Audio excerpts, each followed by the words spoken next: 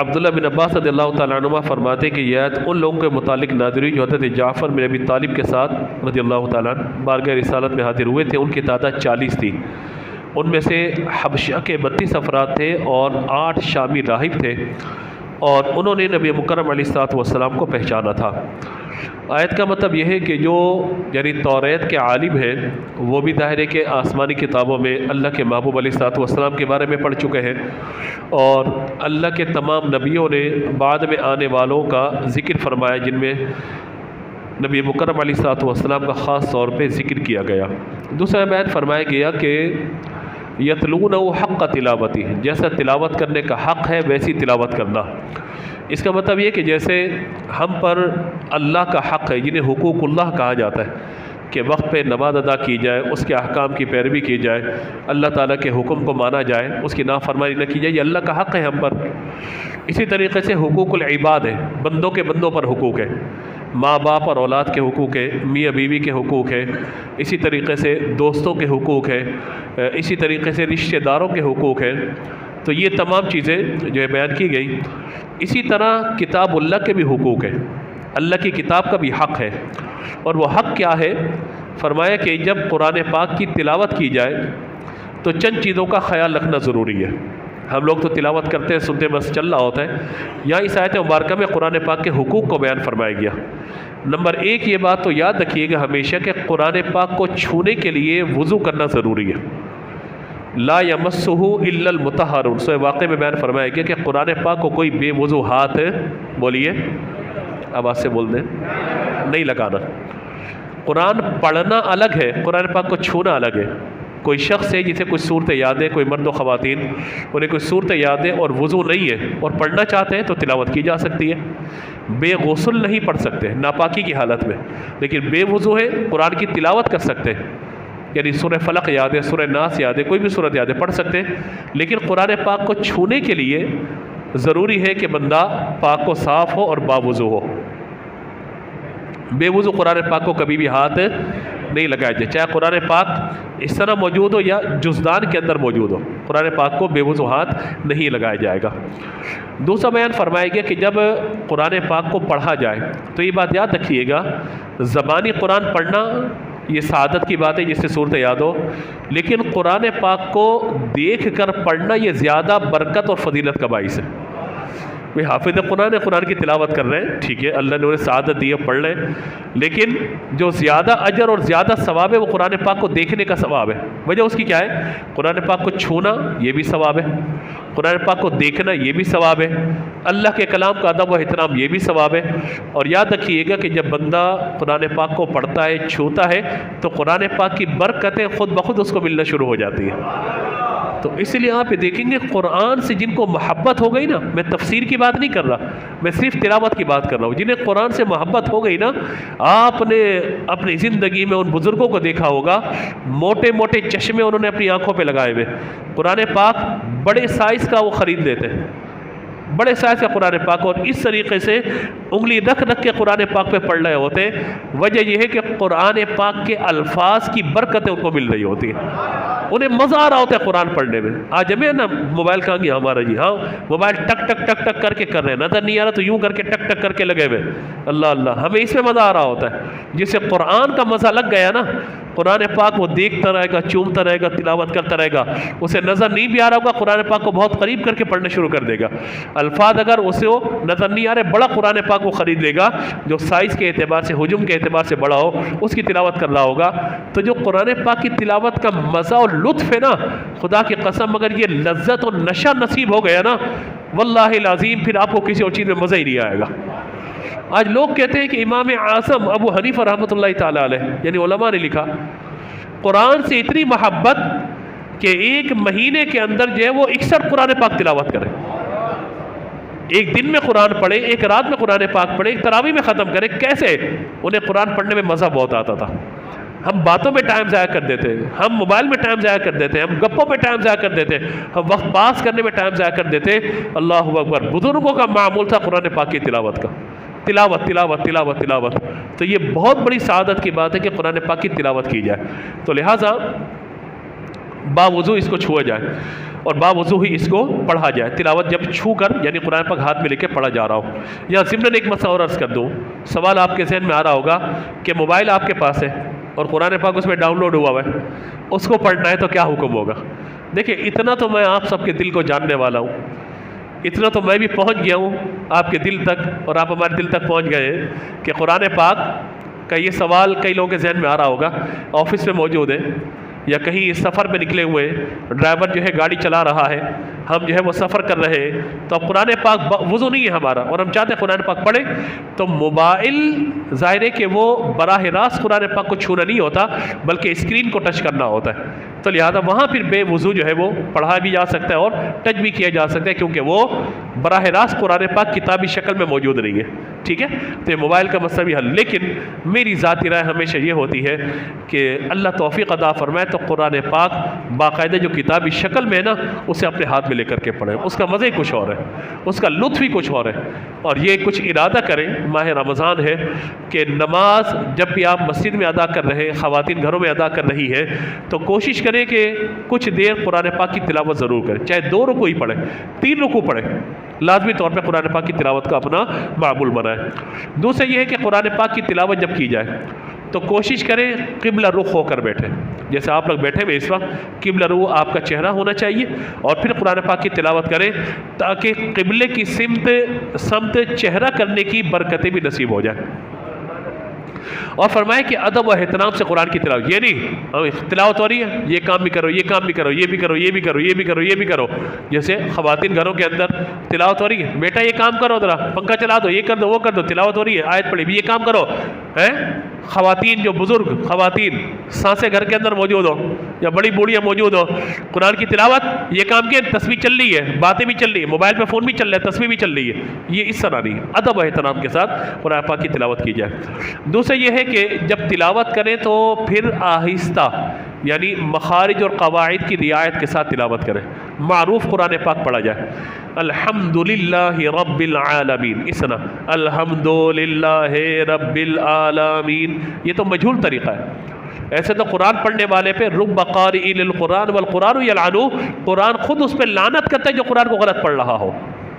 ہم نے سب سیکھ لیا، قرآن پڑھنا نہیں سیکھا، تو جتنا قرآن پاک آپ نے پڑھنا ہے نماز میں وہ تو لازمی طور پہ درست آنا چاہیے، اور جتنی تلاوت آپ کرنا چاہتے ہیں تو بالکل درست طریقے سے قرآن پاک کو پڑھنا چاہیے۔ اب تو بہت سارے آن لائن کورسز آ گئے، بہت ساری ایپس ایسی موجود ہیں، بہت ساری اپلیکیشن موجود ہیں، جب اپنے قرآن پاک کو آپ درست کر سکتے ہیں، درست طریقے سے پڑھ سکتے ہیں۔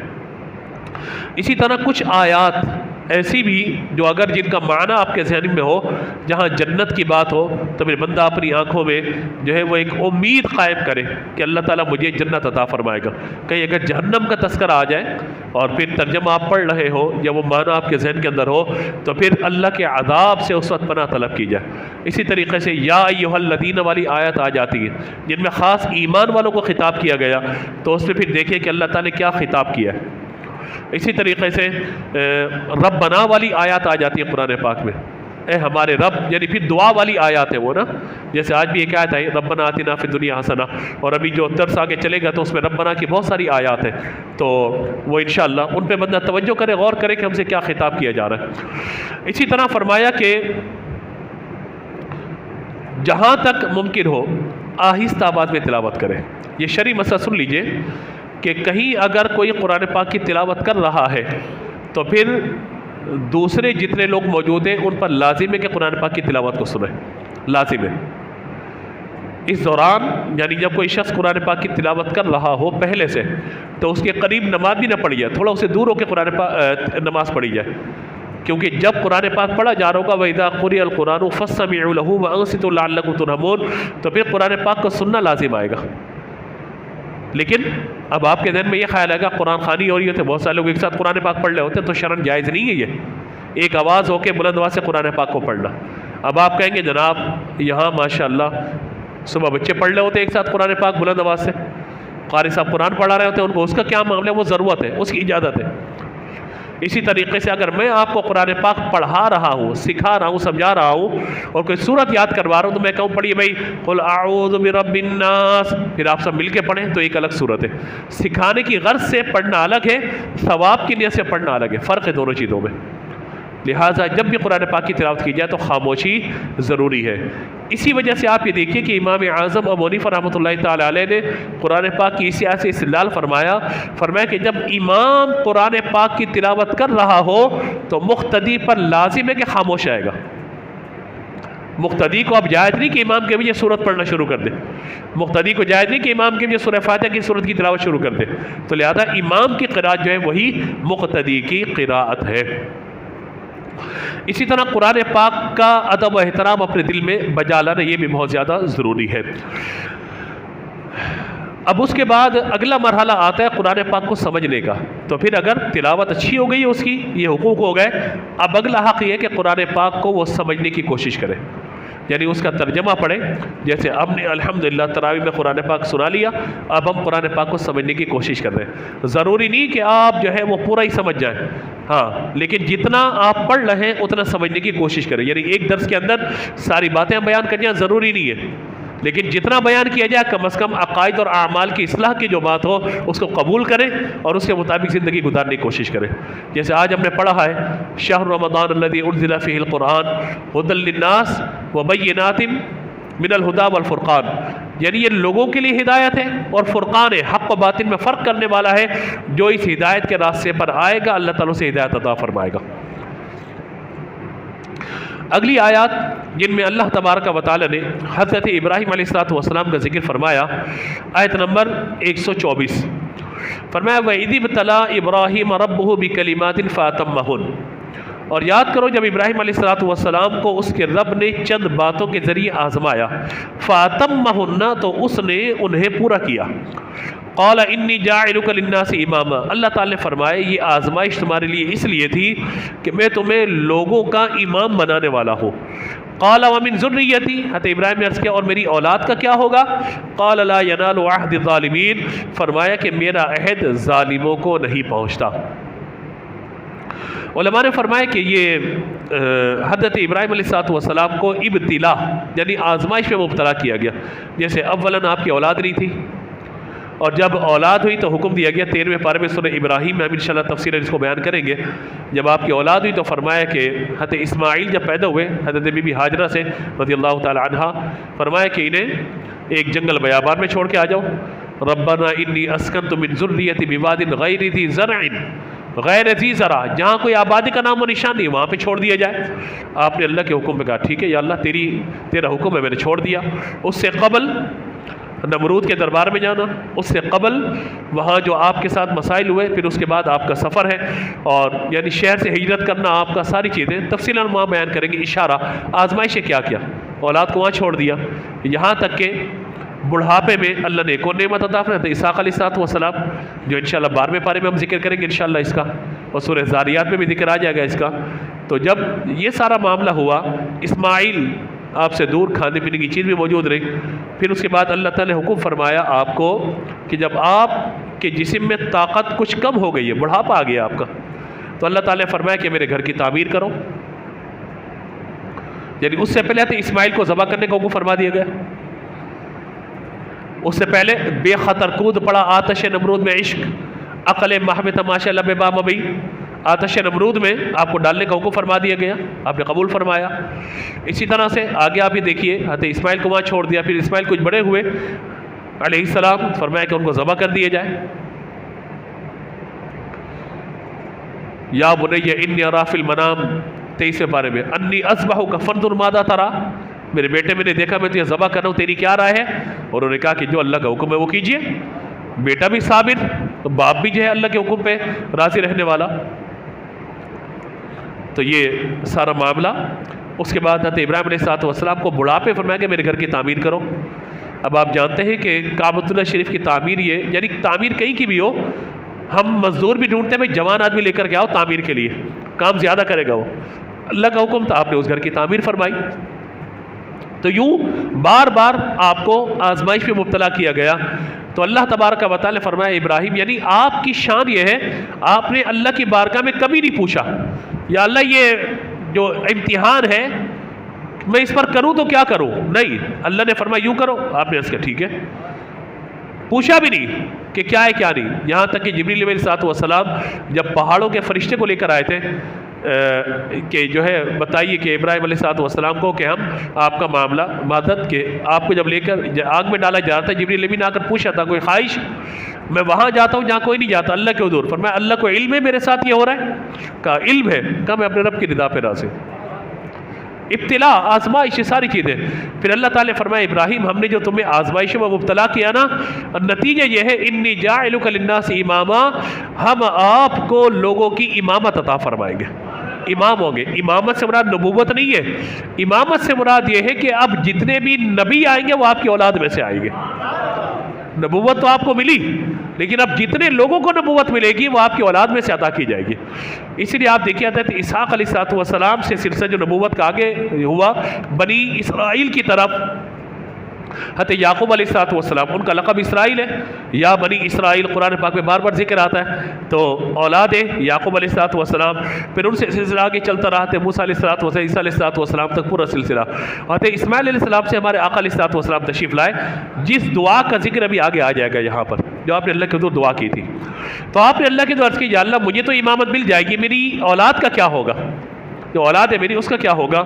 تو اللہ تعالیٰ نے فرمایا کہ آپ کی اولاد میں کچھ اچھے بھی ہوں گے کچھ برے بھی ہوں گے، یعنی جنہیں اللہ نے نبوت عطا فرمانی وہ تو آپ کی اولاد میں وہ لوگ ہیں جو کھرے لوگ ہیں، بڑے منصب والے لوگ ہیں وہ لوگ، لیکن کچھ ایسے بھی ہوں گے جو نافرمان ہوں گے۔ تو فرمایا کہ ان کو آپ کی برکت نہیں پہنچے گی، آپ کا فیض ان کو نہیں پہنچے گا۔ اس کا مطلب ہے کہ باپ کا فیض اسی اولاد کو پہنچتا ہے جو اولاد ماں باپ کی فرما بردار ہوتی ہے۔ نافرمان اولاد کو کبھی بھی باپ کا فیض نہیں پہنچتا، نہ ماں کی دعائیں پہنچتی ہیں۔ لیکن ہاں یہ باتیں ہو سکتا ہے کہ وہ بچہ کسی موقع پہ ایسی خدمت کر جائے کہ ماں باپ کے دل سے دعائیں نکل جائیں اس کے لیے، تو یہ ہوتا ہے۔ آگے اللہ تبارک و تعالیٰ نے ارشاد فرمایا کہ وَإِذْ جَعَلْنَا الْبَيْتَ مَثَابَةً لِلنَّاسِ وَأَمْنًا، اور یاد کرو جب ہم نے اس گھر کو لوگوں کا مرجع اور امان والا بنا دیا۔ مثابۃ للناس وامنا، مثابہ کہتے ہیں بار بار آنے کی جگہ کو، یعنی یہ کعبۃ اللہ شریف ایسی جگہ ہے مثابۃ للناس جہاں لوگ بار بار آنا چاہتے ہیں۔ جو ایک دفعہ گیا وہ دوبارہ جانا چاہتا ہے، جو دوبارہ گیا وہ پھر جانا چاہتا ہے، جس سے عمرہ کر لیا وہ حج کرنا چاہتا ہے، جو حج کر کے آ گیا وہ کہتا ہے میں دوبارہ چلا جاؤں، جو رمضان دیکھ کر آ گیا وہ کہتا ہے ربیع الاول میں چلا جاؤں۔ تو یہ بار بار آنے کی جگہ، اور فرمایا یہ جگہ کیا ہے؟ امنا، ہم نے اس جگہ کو امن والا بھی بنا دیا۔ کعبۃ اللہ شریف اور پورا شہر یہ امن والا شہر ہے۔ اور وَاتَّخِذُوا مِن مَّقَامِ إِبْرَاهِيمَ مُصَلًّى، فرمایا کہ وہ جگہ کہ جو حضرت ابراہیم علیہ السلام نے کعبے کی تعمیر فرمائی، تو ایک پتھر لے کر کے آیا گیا جس پر آپ کھڑے ہو گئے، اور وہ پتھر زمین سے بلند ہو جاتا تھا جب آپ کعبے کی تعمیر کر رہے ہوتے تھے۔ آخر میں اللہ تعالیٰ نے اس پتھر کو نرم فرمایا تھا، ابراہیم علیہ السلام کے قدموں کا نشان اس پتھر میں آ گیا، اور وہ پتھر آج بھی موجود ہے کہاں پر؟ مقام ابراہیم۔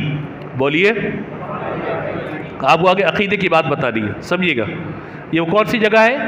کعبۃ اللہ شریف، مقام ابراہیم۔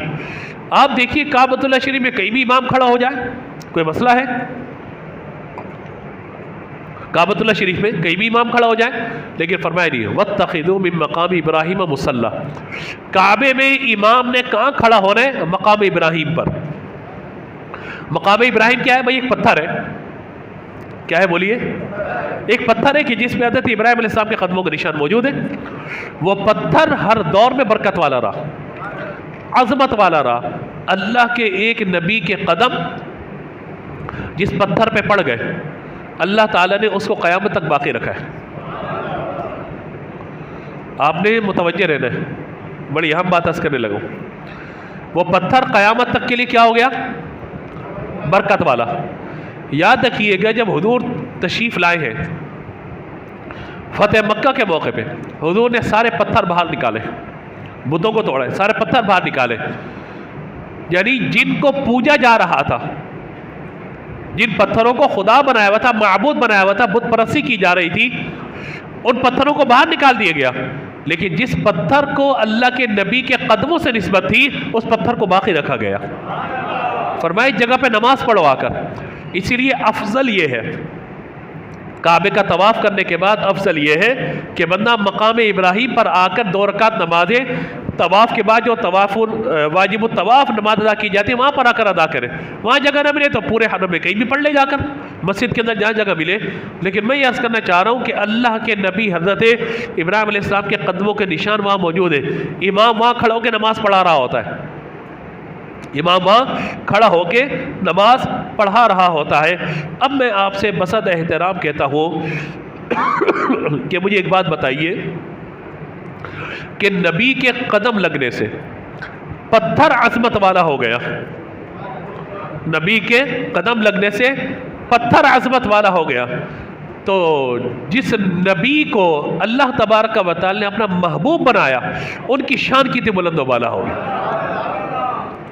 ان کے قدموں سے جو جگہ لگ گئی وہ کتنی عظمت و برکت والی ہو گئی کہ اللہ تبارک و تعالی نے اس جگہ کو, کس جگہ کو, یعنی مدینہ منورہ میں ایک جگہ جس کو ریاض الجنہ کہا جاتا ہے, حضور بار بار آئے بار بار گئے. یہ تو ایک پتھر تھا, یہ تو ابراہیم علیہ السلام کے قدم لگے, اللہ نے اس کو برکت والا بنا دیا. محبوب کی شان ہی اور ہے, جہاں حضور کے قدم لگے اللہ نے اس کو صرف برکت والا نہیں بنایا بلکہ اللہ نے اسے ریاض الجنہ بنا دیا, جنت کا ٹکڑا بنا دیا. یعنی نسبت مصطفیٰ کی برکتیں دیکھیے. تو جب ان پتھروں کی اتنی برکت ہے تو محبوب کے نواسوں کی کتنی برکتیں ہوگی, حضور کی شہزادی سیدہ کائنات کی کتنی برکتیں ہوگی, حضور کے ازواج مطہرات کا مقام کتنا بلند و بالا ہوگا, اور حضور سے مصافحہ کرنے والے صحابہ کی عظمتوں کا عالم کیا ہوگا. یہ نسبت برکتیں ہیں جن کو سمجھنا بہت ضروری ہے. آگے فرمایا کہ وَإِذْ قَالَ, آخری آیت کا حصہ یہ ہے, فرمایا کہ وَأَعِدْنَا إِلَىٰ إِبْرَاهِيمَ وَإِسْمَاعِيلَ أَن طَهِرَا بَيْتَ لِلطَّائِفِينَ وَالْعَاكِفِينَ وَالرُّكَّعِ السُّجُودِ. فرمایا کہ ہم نے تاکید کی حضرت ابراہیم و اسماعیل علیہ السلام کو, کس بات کی, کہ ان طاہرہ, میرے گھر کو صاف کرو. کس کے لیے, للطائفین, طواف کرنے والوں کے لیے, والعاکفین, اعتکاف کرنے والوں کے لیے, والرکع السجود, اور رکوع سجود کرنے والوں کے لیے. اس کا مطلب ہے جو مسجدوں کی صفائی کی جا رہی ہوتی ہے نا, اور مسجدوں کو صاف ستھرا کیا جا رہا ہوتا ہے, اس کا مقصد کیا ہے, نمازیوں کے لیے اہتمام کرنا, اعتکاف کرنے والوں کے لیے اہتمام کرنا, اور جتنے لوگ مسجد کی طرف آتے ہیں ان سب کے لیے اہتمام کرنا. اتنی سہولتیں بعض اوقات ہمیں اپنے گھر میں حاصل ہیں جس مسجد میں حاصل ہوتی ہے. میں صحیح عرض کر رہا ہوں, ابھی موسم تھوڑا سا چینج ہونے دیجئے, یہ سارے اے سی چل رہے ہوں گے, ٹھنڈک ہوگی انشاءاللہ. بول دیں ہاں, آپ کے دل کی آواز میں نے کہہ دی ہے, کوئی موسم بہتر ہو جائے تھوڑا سا, کیونکہ ہر بندہ ظاہر ہے کہ اس کولنگ کو برداشت نہیں کر پائے گا, تو ظاہر ہے کہ یہ ہوگا سارا معاملہ. اسی طریقے سے آپ بھی دیکھیے کہ گھر میں پانی آ رہا ہو یا نہ آ رہا ہو, مسجد کے اندر آپ کو پانی ملے گا. گھر میں جناب آپ کو پانی بھرنے جانا ہو, کب کرنا ہو, یہاں پہ ماشاءاللہ یہ کولر اہتمام, یہ کین وین سب بھر کے آپ کے اہتمام کے لیے رکھے ہوئے. وجہ کیا ہے, وجہ یہ ہے کہ جو نماز پڑھنے کے لیے آ رہا ہے اسے کوئی ٹینشن نہیں ہونی چاہیے, اس کو فقط ایک کام ہونا چاہیے کہ میں اطمینان و سکون سے اللہ کی عبادت کر سکوں, بس اتنا کام ہونا چاہیے اس کا. روشنی کا بھی انتظام ہوتا ہے, خواتین تشریف لاتی ہیں, آپ تشریف لاتے ہیں, سب کے لیے اہتمام کیا ہوتا ہے. اور کرسیوں کی فرمائشیں ہوتی ہیں, ہم کرسی پر بیٹھ کے جی نماز پڑھیں گے, جی چلو ٹھیک ہے جی, ٹھیک ہے پڑھ لیجیے نماز. عذر ہے اگر کوئی تو بغیر عذر کے پڑھیں گے تو نماز ہی نہیں ہوگی. کوئی اگر عذر ہے تو ایک الگ بات ہے, کرسی پہ بیٹھ کے نماز پڑھ لیں اگر واقعی آپ معذور ہیں, مرد و خواتین میں سے کوئی. تو یہ میں عرض کر رہا ہوں کہ یہ اہتمام کیا جاتا ہے, وجہ اس کی کیا ہے, اللہ کا حکم ہے کہ اللہ کے گھروں کو صاف ستھرا رکھا جائے. اسی لیے اللہ مجھے اور آپ کو بار بار حرم لے جائے, بار بار کعبے کی زیارت ہم کریں, بار بار مسجد الحرام میں نمازیں پڑھیں. واللہ العظیم, واللہ العظیم, واللہ خدا کی قسم, جتنی صفائی وہاں پر ہم نے دیکھی تھی کہیں دیکھی نہیں ہے. طواف بھی چل رہا ہے, صفائی بھی ہو رہی ہے, لوگ جو ہے سعی کر رہے ہیں, صفائی بھی ہو رہی ہے, نماز پڑھ رہے ہیں, صفائی بھی ہو رہی ہے. اور آج یا اگر افطار کا اہتمام کیا جائے تو بعد میں صفائی کرنے میں ٹائم لگ جاتا ہے. اللہ اکبر, اللہ مجھے اور آپ کو رمضان مکہ رمضان مدینہ نصیب فرمائے. وہاں پہنچے, افطار کرنے کے بعد آپ کو پتہ ہی نہیں ہوگا کہ یہاں پہ جو ہے کوئی افطار کرنے والا بیٹھا ابھی تھا, ایسی صفائی ہو جاتی ہے وہاں سے. سبحان اللہ. یہ سب برکت ہے حضرت ابراہیم علیہ اسماعیل علیہ السلام کی کہ انہوں نے اولاً اس کام کو شروع کیا. آگے پھر حضرت ابراہیم نے اللہ کے حضور دعا کی. بس یہ 3 آیات ہیں, ان کو ہم پڑھتے ہیں انشاءاللہ.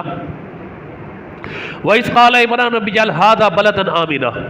ابراہیم علیہ السلام نے عرض کیا, اے میرے رب, اب ہم نے کعبے کی تعمیر کر دی, یا اللہ اس شہر کو تو امن والا بنا دے. اللہ نے فرمایا شہر امن والا ہو گیا.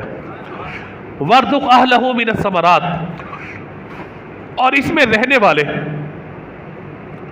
من آمن باللہ والیوم الآخر، اور جو بھی اس میں رہنے والے ہیں جو اللہ یعنی تجھ پر آخرت پہ ایمان رکھتے ہیں، وَارْزُقْ أَهْلَهُ مِنَ الثَّمَرَاتِ، انہیں مختلف پھلوں سے رزق عطا فرما دے۔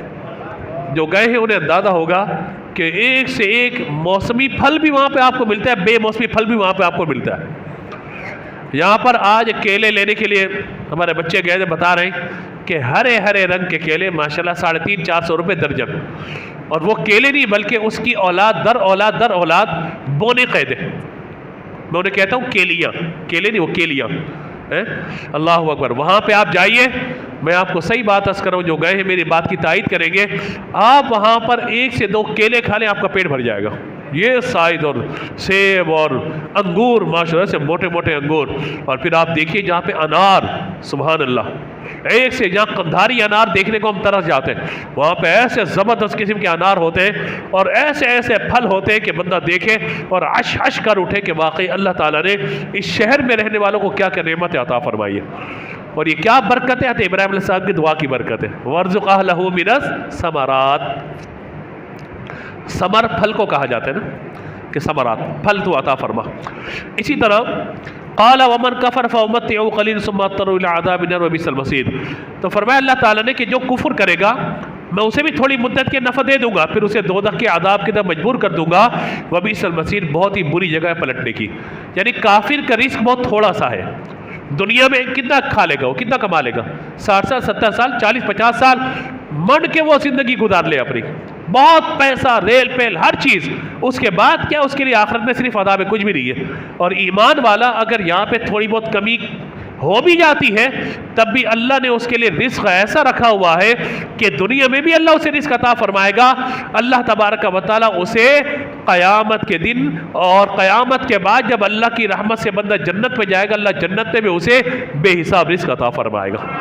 تو ایمان والے کا رزق کبھی کم نہیں ہوگا، بڑھتا رہے گا رزق اس کا۔ ہاں بعض اوقات ہمارے اپنے معاملات کی وجہ سے ہم تنگی کا شکار ہو جاتے ہیں، جیسے سیاستدانوں کے جھگڑے اس وقت، معیشت اس وقت معاملات ہیں، مذہبی جھگڑے ہیں، آپس کے معاملات ہیں، مہنگائی ہے، یعنی دنیا بھر میں جب یہ دن آتے ہیں تو وہاں پر یعنی ان کے جو ایونٹس آتے ہیں وہاں پہ کچھ نہ کچھ کمی ہوتی ہے۔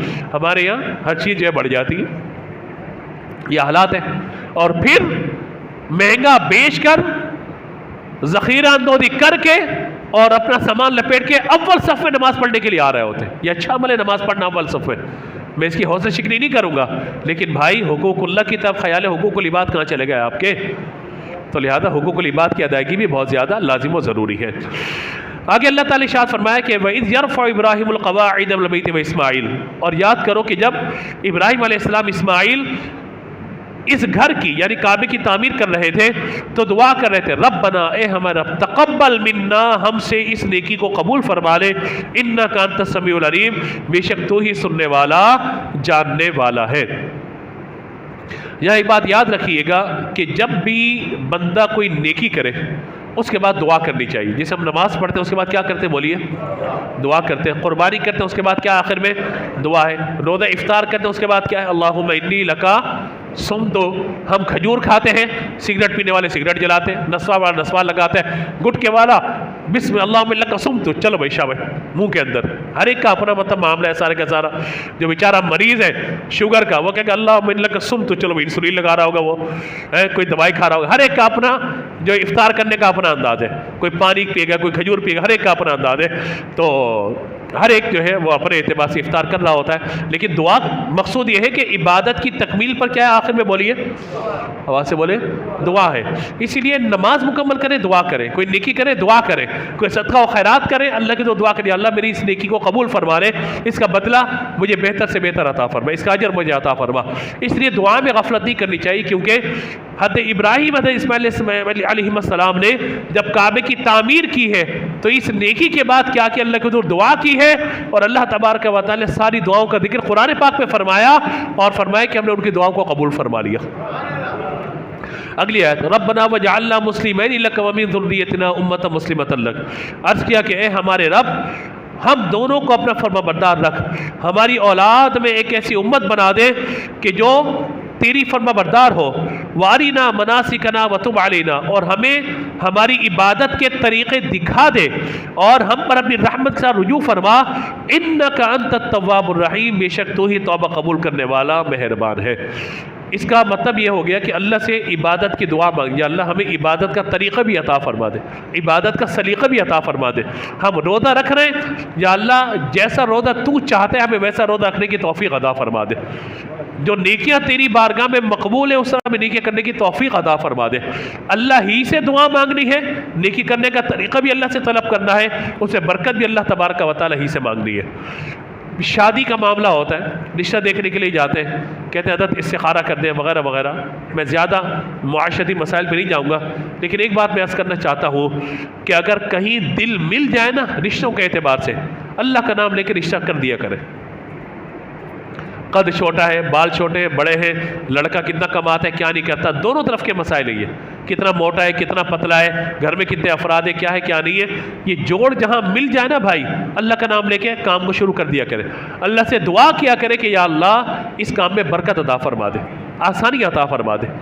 ورنہ ہمارے یہاں کیا ہے کہ وہ، میں آپ کو ایک بات سنا دوں آپ کو، ہمارے ایک دوست ہے کہ انہوں نے مجھے کہا کہ مجھے امامت کی جگہ چاہیے، تو میں نے ایک آدھ جگہ ان کو بتایا نہیں کہ بڑی مسجد چاہیے۔ ہم نے کہا کہ بڑی مسجد کا نہیں، وہ انتظامی ایسی ہونی چاہیے۔ میں نے انہیں پھر ایک لطیفہ سنایا، میں نے کہا کہ ایک بندہ تھا، اسے 40 شرطیں رکھی تھی شادی کی، کہ لڑکی ایسی ہونی چاہیے، یہ ہونا چاہیے، یہ ہونا چاہیے، یہ ہونا چاہیے، 40 شرطیں رکھی۔ اب عمر گزر گئی، آخر میں ایک شرط باقی رہ گئی کہ بھائی صرف لڑکی ہونی چاہیے۔ بات سمجھ میں آ رہی ہے؟ تو آخر میں پھر یہ رہ جاتا ہے، جب آپشن ختم ہو جاتے ہیں، عمریں لڑکی کی گزر جائے، لڑکی گزر جائے، آخر میں آپشن یہ رہ جاتے ہیں میں لڑکا ہونا چاہیے، اور آخر میں لڑکی تو ہوتا ہے لڑکی ہونی چاہیے، بھائی کوئی بھی کر دو، بھائی نکاح کر دو، جان چھوڑاؤ۔ تو بہرحال معاشرتی مسائل ان پہ بھی ہمیں بات کرنی ہے، اور ابھی تو آغاز ہے، پورا مہینہ باقی ہے، بہت ساری باتیں کرنی ہے، اتنے موضوعات ہیں، معاشرتی مسائل، سیاسی مسائل، مذہبی مسائل پہ تو انشاءاللہ بات ہوتی رہے گی۔ اچھا جی، تو اللہ کے حضور جو ہے وہ عبادت کے طریقے کا ذکر کیا گیا۔ اب آخری دعا جو قرآن پاک میں ذکر کی گئی، ربنا وبعث فیہم رسولا منہم، اے ہمارے رب اور ان میں ہمارے درمیان سے ایک رسول بھیج دے، آیاتی کا جو ان پہ تیری آیت تلاوت کرے، وَيُعَلِّمُهُمُ الْكِتَابَ وَالْحِکْمَةَ وَيُزَکِّیہم، جو انہیں تیری کتاب اور پختہ علم سکھائے اور انہیں خوب پاکیزہ کر دے، اِنَّکَ أَنْتَ الْعَزِیزُ الْحَکِیم، بے شک تو ہی غالب حکمت والا ہے۔ اللہ تبارک و تعالی نے آپ کی اس دعا کو بھی قبول فرمایا، اور اللہ تبارک و تعالی نے سارے نبی بنی اسرائیل کے حضرت اسحاق علیہ السلام کے اولاد سے اور بنو اسماعیل میں عرب کی طرف اور قیامت تک کے لیے اللہ نے اپنے محبوب علیہ السلام کو خاتم النبیین بنا کر آپ ہی کی اولاد میں سے بھیجا۔ اسی لیے اللہ تبارک و تعالی آپ کی اس دعا کو لفظ بلفظ قبول فرمایا کہ حضور صلی اللہ تعالی علیہ وآلہ وسلم کی آمد کے مقاصد کیا ہیں؟ نمبر 1 قرآن پاک کی آیات کی تلاوت، بولیے کیا؟ آیات کی تلاوت۔ نمبر 2 اس کا معنی مفہوم سکھانا۔ نمبر 3 حکمت بیان فرمانا، اور نمبر 4 تزکیہ یعنی دل کو صاف کرنا۔ اور آج ہمارے درس کا موضوع بھی پورا مہینہ یہی رہے گا، اولاً قرآن پاک کی تلاوت، اور اس کے بعد قرآن کا ترجمہ، اس کے بعد جو باتیں بتائی جائے حکمت کی ان پر عمل، اور پھر عمل کرتے ہوئے دل کو صاف کرتے ہوئے تزکیہ کرنا، اور اس کے بعد قرآن کے پیغام کو آگے پہنچانا۔ وہ جو حضرت ابراہیم نے دعا کی اور حضور کی جو آمد کے مقاصد ہیں، ان تمام چیزوں کو جب ہم پیش نظر رکھتے ہیں اپنے، تو ہمیں اندازہ ہو جاتا ہے قرآن پاک تلاوت بھی کی جائے گی، اس کا ترجمہ تفسیر بھی پڑھا جائے گا، اس سے حکمت کو بھی سیکھا جائے گا، اس کے بعد اپنے دل کو بھی ستھرا کیا جائے گا، کیونکہ قرآن کی تلاوت ہو، ترجمہ ہو، یہ سب چیزیں وہ ہیں کہ جو دل کو اور سینے کو صاف ستھرا رکھنے والی ہے۔ اللہ تبارک و تعالی ہم سب کو ان باتوں پر عمل کی توفیق عطا فرمائے۔ گفتگو میں کوئی غلطی ہوئی ہو اللہ کی بارگاہ میں معافی کا طلبگار ہو۔ انشاءاللہ کل چونکہ 30 شب ہوگی اور 3 رمضان حضرت بی بی سیدہ کائنات سیدہ فاطمہ الزہرا رضی اللہ تعالی عنہا کا یوم وصال ہے، لہذا اسی مناسبت سے کل انشاءاللہ 1-2 نعت اور انشاءاللہ مناقب وغیرہ پیش کی جائیں گی، اور کل جمعے میں انشاءاللہ سیدہ پاک کی سیرت پہ انشاءاللہ ہم بیان کریں گے۔ تو جو احباب جمعے کی نماز یہاں پڑھتے ہیں وہ انشاءاللہ ضرور تشریف لائیے گا، تاکہ ان کے ذکر سے ہم انشاءاللہ برکتیں حاصل کر سکیں۔ اللہ تعالی ہم سب کو عمل کی توفیق عطا فرمائے۔